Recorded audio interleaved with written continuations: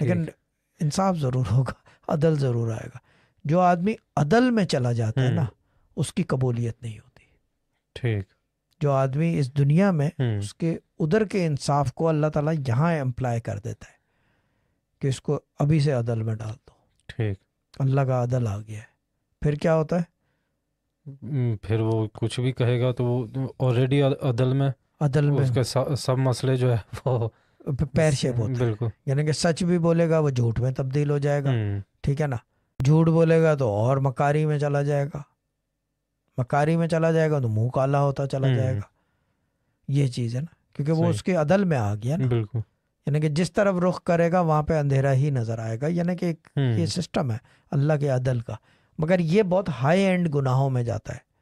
High and سے مطلب بہت ہی بڑے گناہوں میں، جو کبیرہ گناہ کبیروں کے کبیرے کہلاتے ہیں.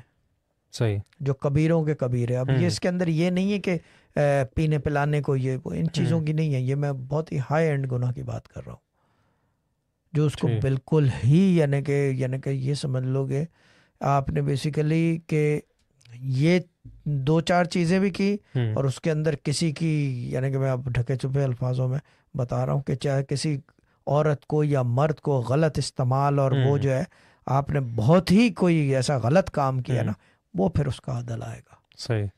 اور بہت سارے لوگ کہتے ہیں کہ جی وہ بد دعا نہیں کی اس نے، بد دعا. یہ بد دعا نہیں ہوتی، دل سے آہو بکا نکلتی ہے.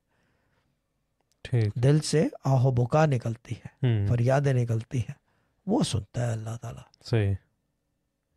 تو بات جہاں سے شروع ہوئی تھی کہ جب میسو اسکیل پہ آپ جنرل پبلک میں جب دعائیں کرا رہے ہوتے ہو، اگر ایسا بھی ایک بھی کوئی ایسا بندہ ہوگا جو عدل میں آیا ہوا ہے تو وہ پھر وہ دعا جو ہے وہ رد ہو جاتی ہے. ہاں وہ رد ہو جائے گی. ٹھیک. This was a Sufi Guidance Channel production.